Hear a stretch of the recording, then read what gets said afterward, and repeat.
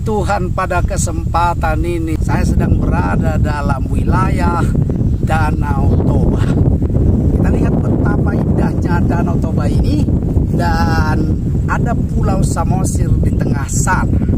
Nah, sahabat-sahabat yang saya kasihi, saya membagikan sebuah keindahan dari Danau Toba, dan saya ucapkan buat kita semua selamat menjalani kehidupan, dan terpujilah nama Tuhan yang sedang menuntun, memproses hidup kita.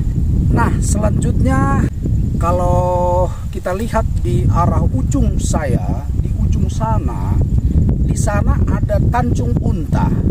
Ya, Tanjung Unta itu yaitu tanjung yang masuk ke danaunya. Jadi itu juga menjadi tempat wisata. Saya ingat sekitar 25 atau 27 tahun yang lalu saya pernah menginjak yang namanya Tanjung Unta, dan itu tidak jauh sebenarnya dari Tiga Ras, ya kan? Nah, selanjutnya kalau arah kita menuju ke sana lagi, ada di sana Parapat. Nah, itu tempat wisata yang sangat indah. Kalau mampir ke Sumatera Utara, bisa langsung dari Medan kita langsung turun ke Parapat melalui Pematang Siantar. Nah, selanjutnya kawan-kawan, kita lihat bahwa jauh di balik gunung yang di ujung sana, ya, di balik ujung gunung yang di sana itu ada sebuah bandara yang sudah dibuka, dan bandara itu yang disebut dengan Bandara Silangit. Bandara Silangit ini kalau dari Jakarta kita sudah bisa langsung tanpa transit dari Jakarta langsung Bandara Silangit, lalu kita bisa beberapa jam ke Parapat dan ke Pulau Samosir. Nah, kawan-kawan sekalian, ini adalah pemandangan yang indah seperti yang saya sebutkan tadi, bahwa ciptaan Tuhan di mana Tuhan berkarya. Jadi kalau kita hari-hari ini ragu, di mana dengan ada pergumulan, ada kesulitan, sebenarnya kita lihat ciptaan Tuhan yang begitu indah. Ternyata Tuhan itu adalah Tuhan pencipta. Dia adalah Tuhan yang luar biasa. Nah, view yang sebelah sini, kalau kita lihat di sana ada Haranggaol, dan itu nanti akan menuju terus sampai kepada Tongging, dan ujung ke sana terus kalau dilanjutkan arah Sidikala. Nah, sahabat-sahabat sekalian, saya kira ini menjadi sebuah momen penting buat kita, bahwa apa yang kita alami itu bukan berarti pertanda bahwa Tuhan tidak ada. Tuhan yang sudah menyelamatkan kita, Dia yang sudah mati di kayu salib dengan darahnya, dengan pengorbanannya.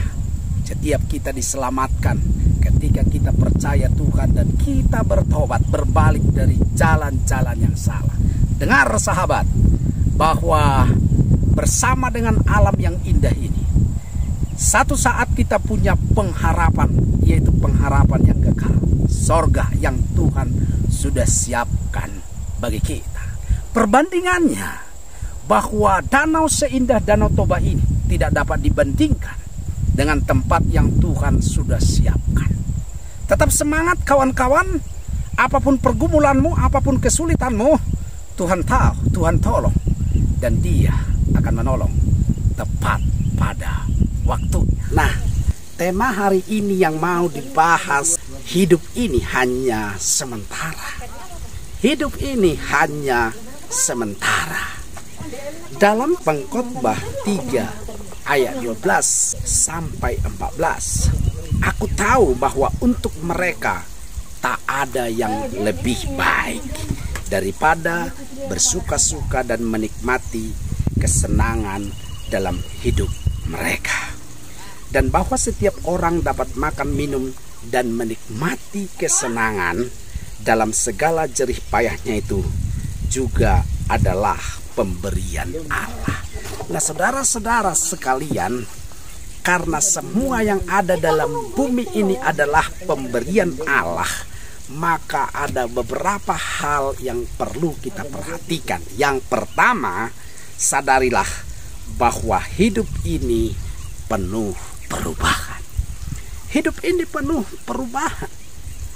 Ungkapan yang berulang-ulang ada waktu untuk menunjukkan bahwa hidup ini sementara dan tentunya selalu berubah-ubah. Ada waktu senang, ada waktu susah, ada waktu kelimpahan, dan kadang ada waktu penderitaan. Ada waktu segar bugar dan ada waktunya sakit. Nah, saudara-saudara sekalian, oleh karena itu saya percaya kita harus penuh menyadari sepenuhnya bahwa hidup ini adalah anugerah Tuhan. Nah, yang kedua, mari kita nikmati hidup ini. Mari kita nikmati hidup ini. Menikmati hidup ini harus dengan cara yang benar, jangan dengan cara yang salah. Menikmati hidup ini harus dengan cara seperti apa yang Tuhan kehendaki buat kita ciptaannya. Tuhan memberi kesempatan buat kita membuat kesenangan kita, membuat kita semakin segar, semakin girang selama kita hidup di dunia ini. Tuhan beri kesempatan. Oleh karena itu kesempatan itu jangan disia-siakan. Kesempatan itu jangan membuat kita semakin jauh dengan Tuhan.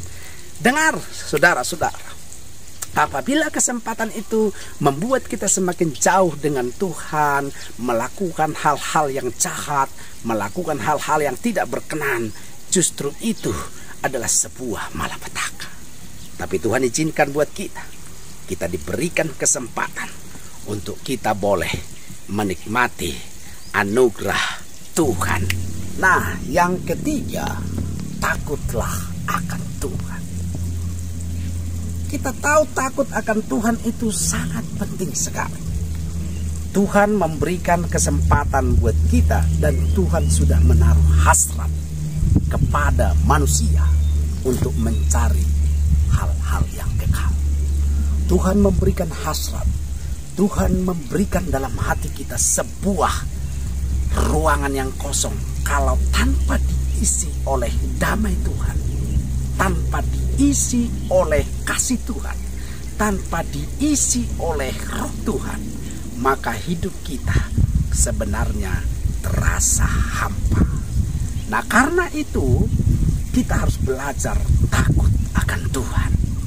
Takut akan Tuhan artinya kita menghormati, kita menyegani, sehingga kita tidak sembarang berbuat, melakukan sesuatu semau kita sendiri. Nah, saudara-saudara sekalian, ini yang menarik buat kita. Jikalau saat ini kita diberkati oleh Tuhan, jikalau saat ini usaha kita lagi sukses, jikalau saat ini Tuhan berikan kepada kita berkat atau rezeki yang melimpah, jangan lupa Tuhan, sebab Tuhan tahu akhir hidup kita dalam masa kekekalan. Tuhan tahu dan Tuhan tahu.